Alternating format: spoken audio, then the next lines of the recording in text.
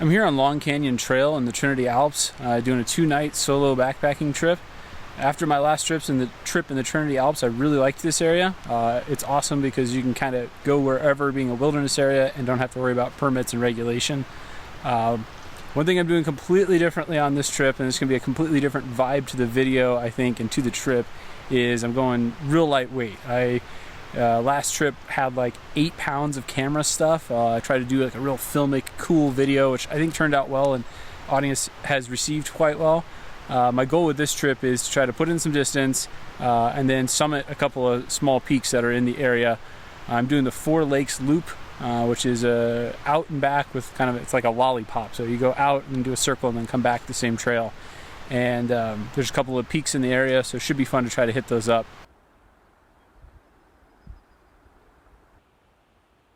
Hi, dear. What's up?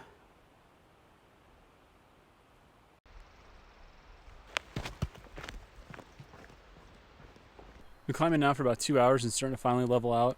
This trail is definitely a lot steeper than the Stewart Fork trail that I did last time. Just pretty much nonstop switchbacks and kind of uphill here for the first couple of miles. But feeling good. It's nice having a light pack. I'm glad I didn't do my heavy camera gear trip on this trail and went light on this trail and heavy on the other one. Eventually this should mellow out a little bit, and then I'll get to the loop here in probably next hour or so. I'm going to stop and eat some lunch soon. There's a bit of a breeze up here, which is nice. The temperature this week is supposed to be down up into the hundreds down the valley.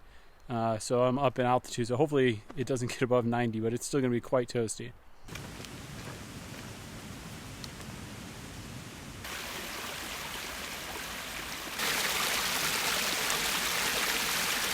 I've been going steady now for about 2.5 hours, taking a break here, having some lunch. Pretty standard lunch, as similar to last time. I've got my fennel pollen salami with Sangiovese wine, which is really good. I did change up the crackers this time. I went with the wheat thins, but this is the olive and pepper, which I think will pair better, I think, with the cheese. And of course, we got the Gouda cheese, my favorite. This trail is pretty much straight up. The whole time it's been up, which is it's good. I'm getting above tree line quickly here, I can tell. And the sights are going to be awesome here, I think, once I get up to the top.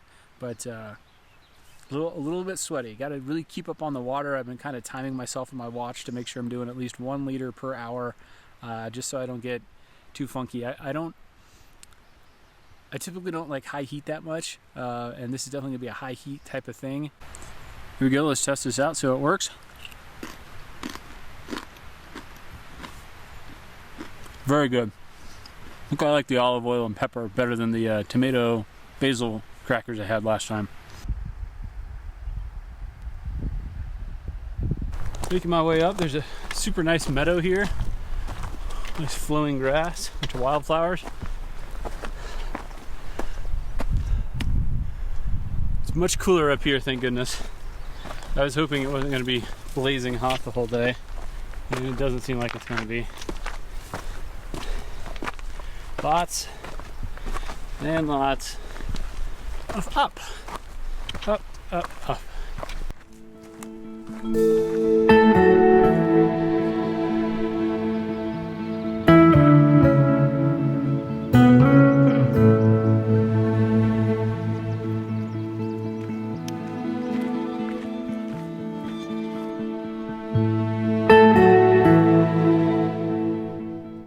2 o'clock. I've been climbing since about 10:15 or so. Finally getting up much higher. As you can see in the background, there are nothing but awesome views. Behind me there, that is Gibson Peak. I think that's one of the tallest peaks I could get to on this part of the trail. Probably not going to go all the way up there. I'm feeling it for sure, but amazing views. Once I got up to the Alpine Meadow, which is about 4 miles in or so, it just starts opening up. You walk through these meadows, these awesome wildflowers everywhere. And now I'm up here and I can see way far away. You're probably not going to pick up on the camera, but right over there is Mount Lassen, which is a volcano in a national park. So that's pretty awesome. Just unreal. This is a really pretty alpine area.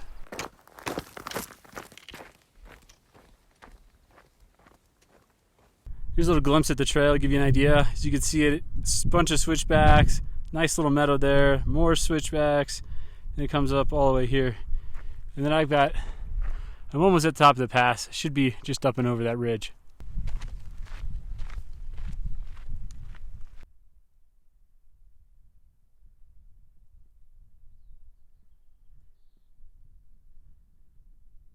At last I've made it to the summit. Unbelievable view. You can see Lassen way over there. Doesn't look like it has much snow left. Behind me is Sligo Peak, I think is what it's called. So that's going to be something I might summit tomorrow morning, get up early. There's 2 lakes down this way.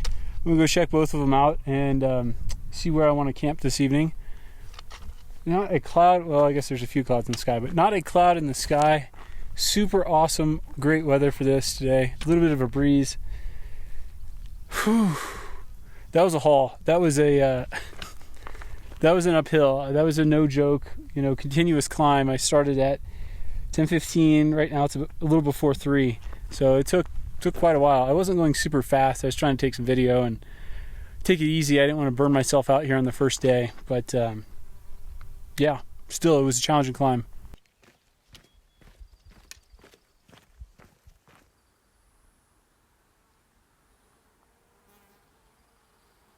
About 3:30 and I just hit Deer Creek Pass, not too far away from the last pass I was at.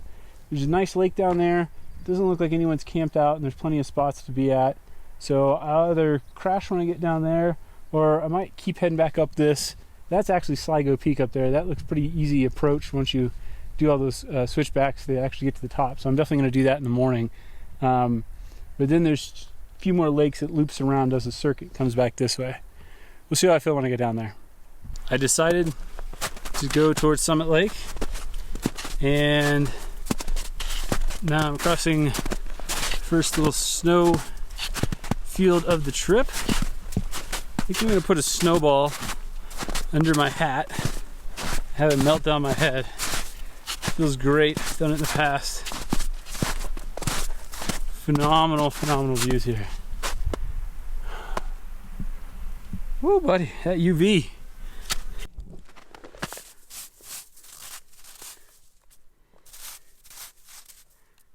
Much better. It's like on-trail air conditioning. Oh, it feels good.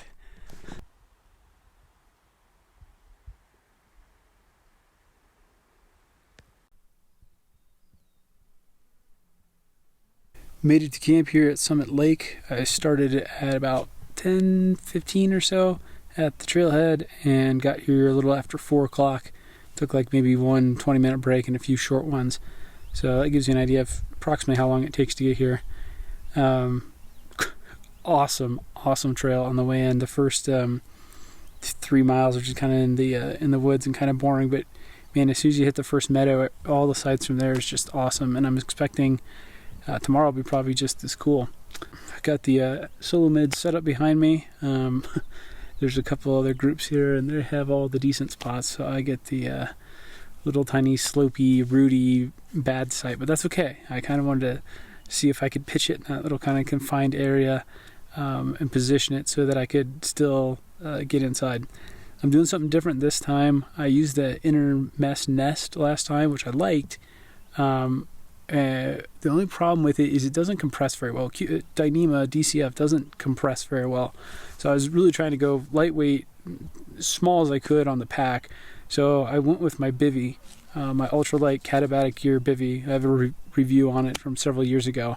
And I think I like the bivy better with the mid just because I can position myself anywhere inside of there, because there's a couple of roots, so I'm gonna have to kind of sleep kind of at a weird angle, but it's flat at that angle and no roots.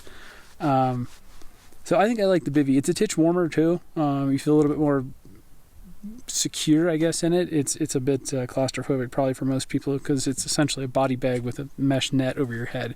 But you can take a string and tie it, the mesh up to the top of the peak of the tent, and then it's not really in your way, so it's really no big deal. It never really bothers me, and it's not buggy here at all. I don't even need it. I could honestly just probably cowboy camp with just the bivy, which is a nice thing to do, but I'm having fun with my new toy, so I had to set it up.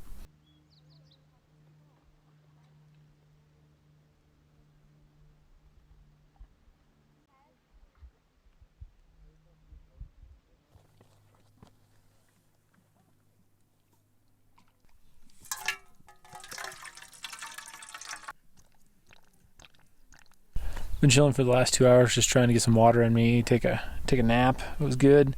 Didn't know California had black flies, but there's something that they're acting like black flies, they're biting like black flies. They must be black flies. Anyway, so getting attacked by those, so that's kind of fun. Hopefully I don't pull a Joe and get all infected and die. Standard dinner this evening, Thai peanut sauce, ramen noodles. I was lazy, so I didn't dehydrate anything or make any fancier meal, so that's what we get this evening. I'm zonked. Man, this heat, the UV is like, too much UV. So I'm going to try to get up like 5:36 and like get up to the top of this peak and then bust this loop out as fast as I can. Because I want to be at a campsite somewhere by like 2:30 or 3 and resting instead of continuing on. Man, these little things are all over the place. They're not leaving welts though, it's weird.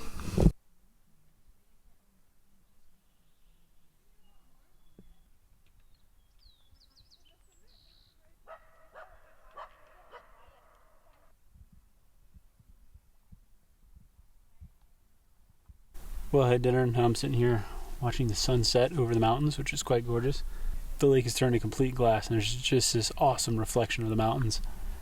I'm going to sit here for about another 45 minutes to an hour, then it should be about 9 o'clock, and early to bed for me. Good morning, slept pretty good, just got up. Sun's starting to come up, just a little breezy. Someone suggested that I do oatmeal with peanut butter and chocolate chips, and that's what I did, and it is pretty darn good. So this will be a new one on the rotation for sure. Hoping to get packed up and out of here by about 7 o'clock and then get up the hill. Time to eat. Back on trail, climbing up from Summit Lake. I'm going to head back to the path and then it's up to Siligo, not really sure how you pronounce it, Peak. Gorgeous morning. It's gonna get hot though. I can tell already that down by the lake it was nice and cool this morning, but it never really got cold last night. It just got kind of cooled down. So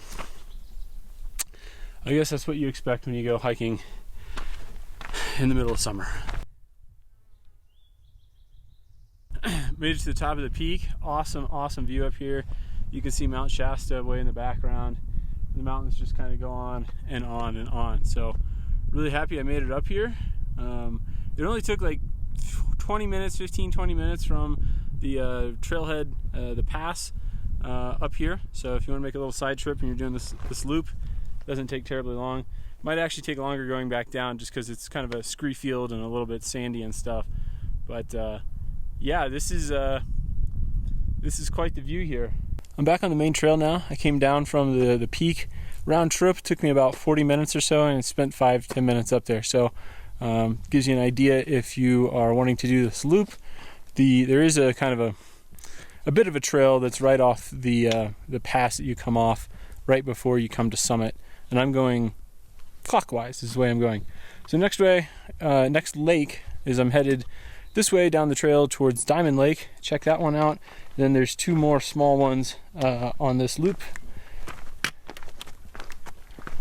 Pretty awesome views from here.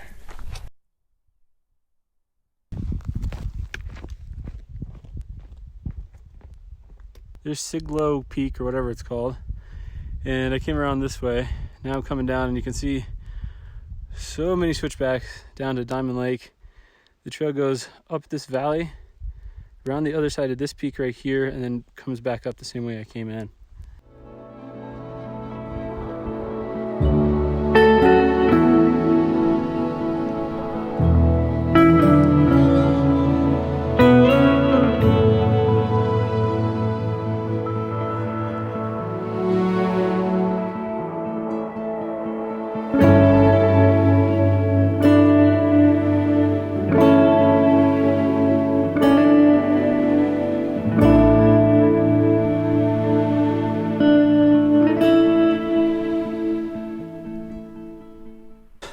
It's 10 o'clock. I'm taking a break here at Luella Lake. I'm shocked. There are actually fish in this lake. It is super shallow. I mean, I think maybe at its deepest it's 7-8 feet deep, but apparently the fish survive the winter. There's you know, I think they're brookies. It's hard to see, but they're probably like about this big. The lake last night too, Summit Lake, had fish in it also. I didn't really look much at the lake I passed on the way here, but anyways, yeah, I'm surprised I didn't bring a fishing pole because I thought these lakes were too high or too snow covered to have any amount of fish in them, but I've proven wrong. There's little fish in here that you could easily catch and have fun with. For today's snack, we are having granola bites, and these are actually really good. I'm surprised I like these. I just grabbed these at Target. It's like, I don't know, it's granola, but it's less crumbly, so it doesn't like fall over the place. You don't stick your whole hand in. They're like little squares. So I really like those. We got my favorite smokehouse almonds. These are the bomb. They got this like great barbecue flavor. And then of course, my all-time favorite dessert snacky thing, gummy bears. So we got some gummy bears. Gonna take a break here now for 20 minutes or so. Got my shoes off, drying them out, and then yeah, it's down a ways more, and then I'm a little concerned. There's this canyon you got to go right up. So we'll see. My guess is that's gonna be pretty steep.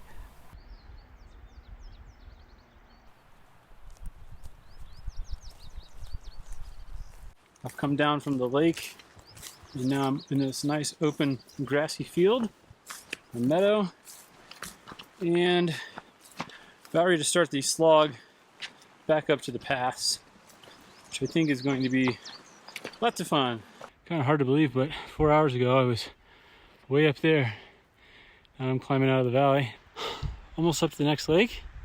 I'm climbing now for about 45 minutes down from the valley, way down there, way down past those trees.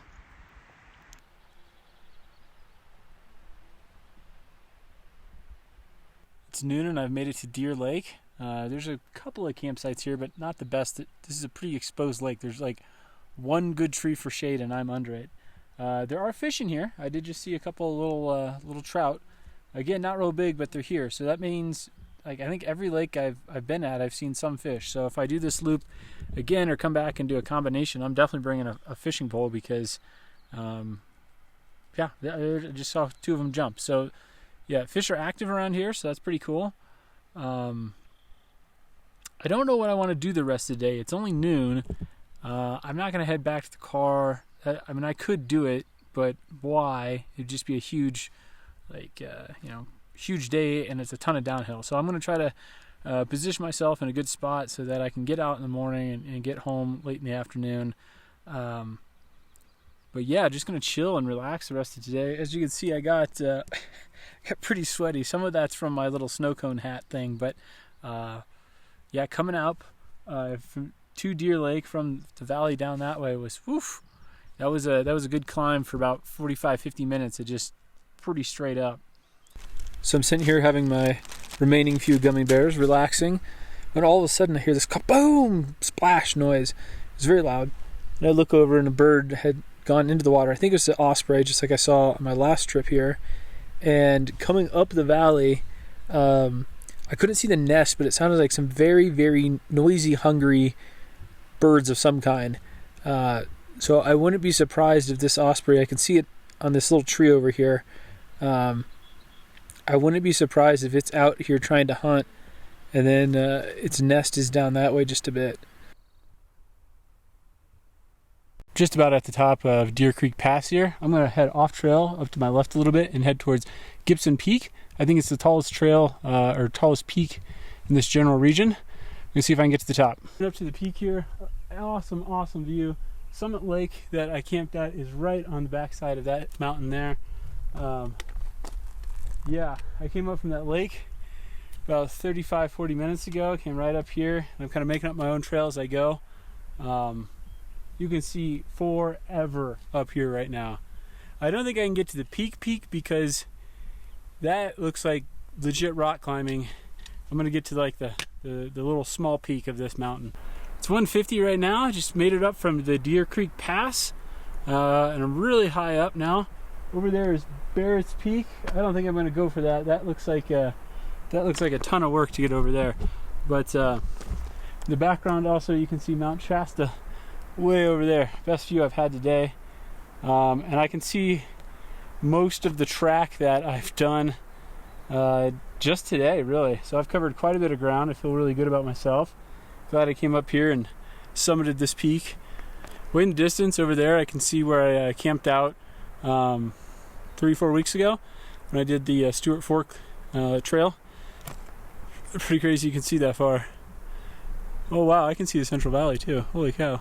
I came down the hill from Deer Creek Pass. I'm now in Siligo Meadow. It looks pretty good to me. I wasn't quite sure what to do. I could have kept going down to Echo Lake, but that looked like it was another like 2 miles, maybe 3, and then I would have had to backtrack in the morning. In the morning, it's just an easy up and then over a pass, and then it's all downhill from there. So that'll be nice.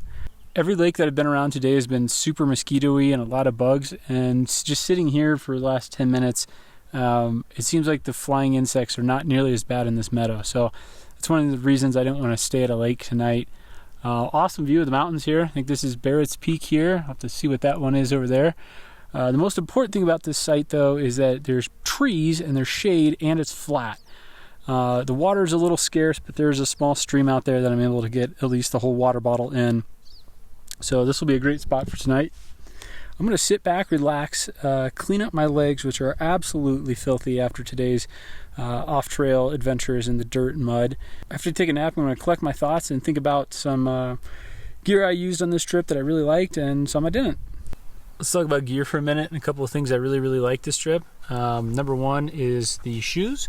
These are the Topo, called Topo Athletic Mountain Racers. Topo is kind of a smaller company. It was founded by the guy who's a former president at Vibram, the like sole manufacturer. They're really good shoes. I came across them reading some reviews and stuff, and it said it was the perfect fusion between an Ultra and a Solomon shoe. And I was like, whoa, that's pretty much my two favorite shoes. I wonder if we can put those together. So it's got a little bit wider toe box, not quite as wide as the Ultra, but pretty close. So pretty wide toe box, and then it has more of a, I don't know, it's a little bit stiffer, racier type sole, not so much of a squishy kind of like, feels like you're walking on a moccasin type of thing that some of the Ultras tend to do. Like my Lone Peaks, they're super comfy, but they're really terrible off-road. They're like squishy slippers. These are great. They really do a very good job of mixed terrain from on-trail type things to I was doing some off-trail scrambles and jumping over rocks and stuff like that. Great grip, great structure. Have about 50 miles on them now, so they're doing really good. Another thing I really liked on this trip is this. This is the ULA CDT. It is a frameless pack. It's very similar to the circuit that you've seen me carry for years now, the black ULA circuit. I just wanted a little bit smaller bag, something that was a little bit more simplistic and lighter for these kind of fast trips. And the circuit's kind of big and doesn't work the best maybe off trail. If you're carrying more stuff, you're at a group trip, you want a little bit more comfort, like you need more camera gear, more fishing stuff, something like that, great pack. But if you want to pare it down and go fast, this is almost a pound lighter. It feels lighter and faster. I was a little concerned at first because it doesn't have any load lifters in the shoulder, but yeah, after, I don't know, what have I done, 15, 20 miles, something like that, it feels perfectly fine. My only gripe is the hip belt pockets are a little bit small. You can put small stuff in there, but like if you got a decent sized phone, like my iPhone 10 is not going to fit in that pocket without like really shoving it in there and messing around. It doesn't come out very easy. So I wish the waist belt was like an inch tall, I mean a half inch taller, like an inch wider or longer, so that way you could fit some more bigger stuff in there. So the way I compensated for that comes to my next piece of gear that I really am liking on this trip, and this is the through pack. Yes, it's a fanny pack. You know, I can already hear Joe watching this video and making fun of me, but this thing is awesome, like awesome. I love this thing. This is what I use for my dog training with Luna. There's this back sleeve right here, and then there's this main pocket, and I always keep all the dog food in here in a little Ziploc. I can easily hand her treats, and then more stuff that I don't need to get to quite as quick goes in here. So for me on this trip, that was my fuzzy mic for my phone, my little tripod, and then I lanyarded in my my Swiss Army knife so I can get it to it quick. And then it can also fit, there's enough room left over for like a Cliff Bar or some basic food. So that's worked really well. I got it with the super comfy squishy belt something like that. It's this really like elasticized, comfortable belt, and it fits really well. No binding, nothing weird. It fits really well under the backpack waist belt, so I've been very happy with that. A couple of things that are kind of negatives on this trip for me is, one, we talked about the hip belt, and then two is I forgot a butt pad. I thought, let's go really lightweight, let's make this as fast as possible. So the CDT has a removable piece of foam, which is pretty hard and pretty thin. And that's supposed to act as the frame, which it does fine in the backpack, but it's not providing my big tuchus quite enough comfort. So I'm going to add back in an actual full-on butt pad, because when you sit at camp for 4 hours, you want a comfortable butt pad, okay? So I'm adding that back in for next time. A little after 6:30, and I've been relaxing for the past couple hours, just taking it easy, having some snacks.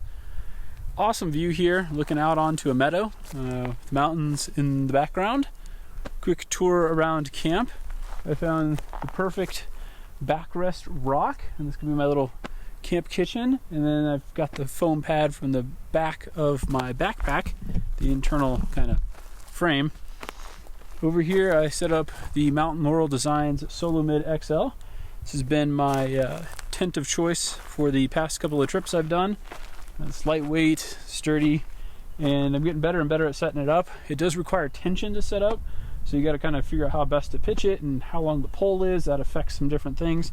So it's a bit fiddly at first, but I think I got it figured out now. I pitched the back of the tent pretty low and the sides relatively low, left the front up high.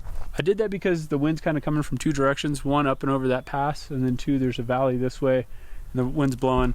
So just to keep things a little wind free inside. I'm going to start on dinner here in a little bit and watch the sunset over these gorgeous mountains. Wrapping up dinner here and relaxing. I've got 5 gummy bears left. My favorite one is, I think, the red one, maybe the clear one. I don't like the green one. Not as good. Mini rant / some observations I saw today. In the past 4 hours, I've seen 2 people, or 2 groups, I'll say. One person with some dogs, and then a group of 5 people. And each of the groups needed help figuring out what they were doing. The first was a hiker who had an inReach and asked if I knew how to use it. And I said, yeah. She goes, I can't figure out how to get past the start screen. When you turn it on, it says, are you sure you want to turn this on? And you have to click over and click OK. Then it goes to the main menu. And she was borrowing it, and apparently whoever let her borrow it did not instruct her. So that's a little scary. I think you could still activate the SOS button, but you couldn't do your typical check-ins with your friends and families and stuff like that, which might cause some alarm at home. So test, retest, know your gear, have a plan.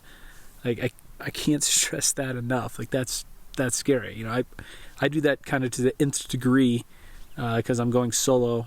So I mean, maybe I'm a little overboard, but anyway, so that scared me. The other thing I would say too is that her inReach was scratched to high heavens. The buttons, all the labels were worn off, and the screen was so scratched it was challenging to see the screen itself. So I don't know why, this is my rant part, I don't know why the outdoor industry shows all the promotional videos with the person and their little inReach spot, whatever, clipped to the outside of their backpack, dangling around. There's nothing but granite around here to break your little thing, water to leak into it, scratch the screen, or mess it up. And that's your life-saving item. That's the most important item you probably carry besides your brain and your plan. You're just going to leave it exposed on the outside of your backpack to get banged around. So I don't do that. My device is 6-7 years old and looks brand new. I put it in a stuff sack. It gets buried in the middle of my backpack. It is waterproofed twice, and it can't get really beat up because it's in the middle of the backpack. So just something to think about. Good morning. It's 5:50 in the morning. Just took down the tarp. The mosquitoes are something pretty fierce this morning. They're pretty bad. I'm wanting to get out of this valley for sure. Also, I miss my wife and my dog, so I want to get home and see them. But I'm gonna get packed up and head out of here. All packed up, ready to go. As you can see, I'm using the fanny pack here for my breakfast. My little granola bar bites fits right in the pocket, so I can just sit here, eat on trail. Time to head up the pass and then go up to the other pass. So I'm starting to peek over the very edge of the mountains. Here's looking back down on the valley that I camped in last night. Down there in the meadow, that over there is Red Peak. And we're heading up and over to that pass right there.